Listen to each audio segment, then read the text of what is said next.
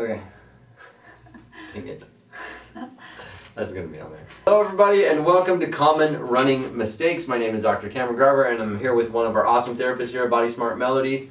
We are excited to talk to you today about 80-20 running. It's a common mistake that people make in not following 80-20 quite right, and then they wind up not really liking it or it doesn't work for them. And so heart rate training, and our favorite brand of heart rate training is the 80-20 running. A lot of people will say that they've tried it, but they make a common mistake that screws up the whole thing. So that's what we want to bring to you today. So Melody, you've definitely done a lot of 80-20 training. Mm-hmm. What would you say is the main benefit for you in doing the 80-20 training? I would say the number one benefit for me is I enjoy running more. Yeah.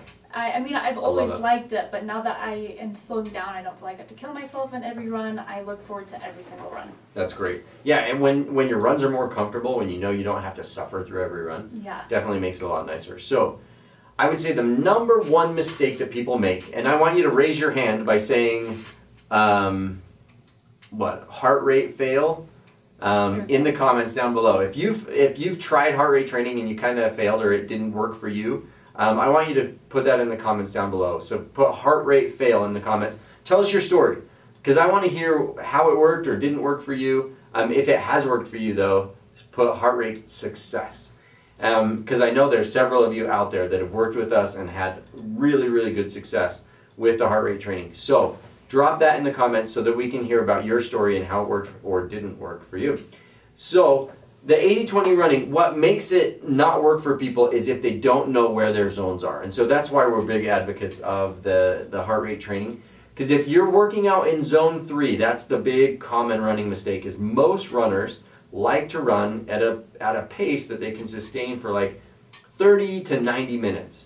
That somewhere in there they're like, yeah, I'm going to run for an hour today, so I'm going to go kind of as hard as I can for that hour within reason. Maybe not as hard as you like all out can, but to where you're pretty tired by the end of that hour and you feel like, oh, I got a good run in today.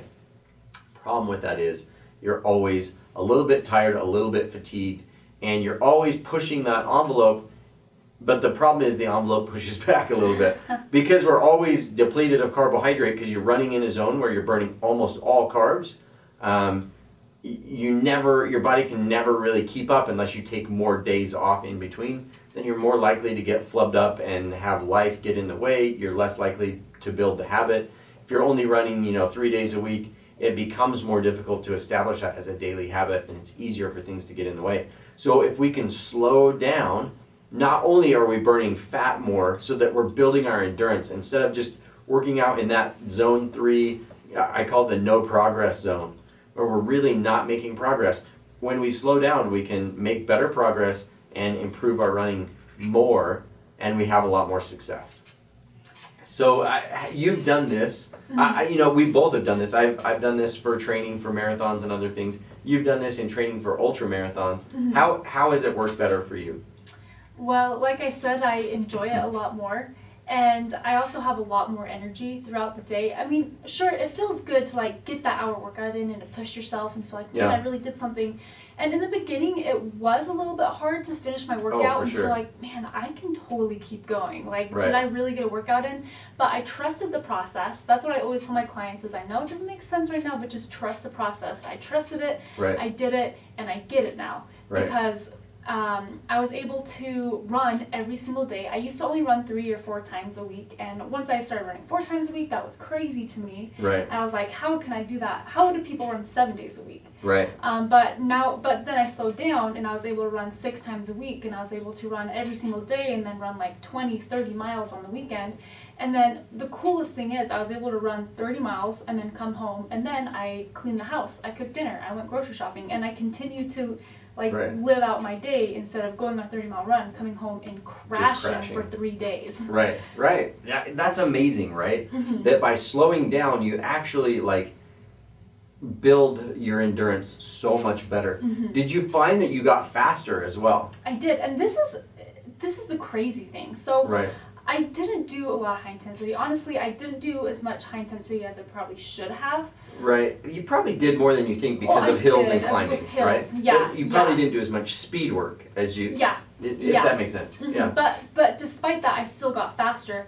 It was weird because I was just doing a lot of slow miles, and Mhm. then one day I was like, "Hey, I'm just gonna see how fast I could go," and I ran so fast. I was like, "Where the heck did that come Yeah. from?" It just Isn't that fun? happens. Yeah. Yeah.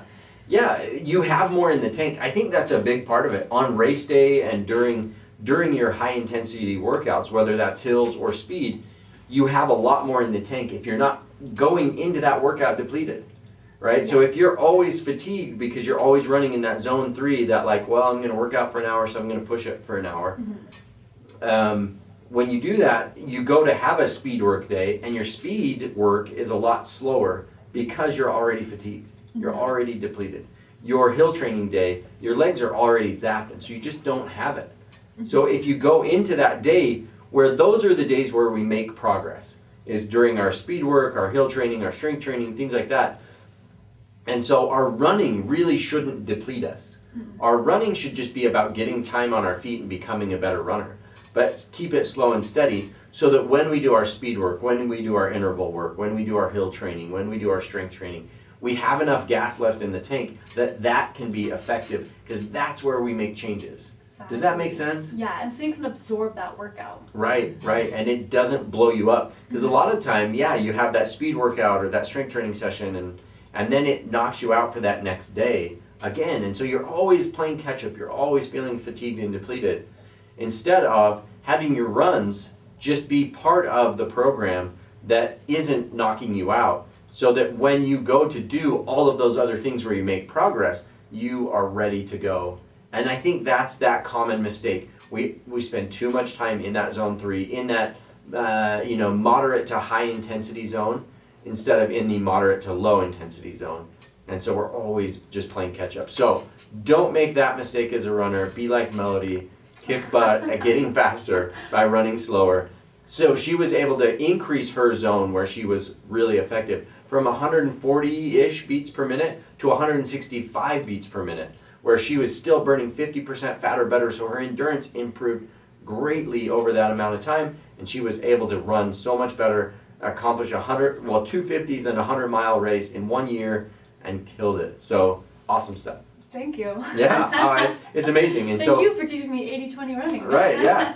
Well, so it really does work. It's based in science. It's not just something that we made up, and it really does help, because it's where we make progress, where we train our body to make the progress that we're hoping to make by running anyway. So avoid that common running mistake of pushing it too hard every day, and stay in zone 2 or zone 4 and 5.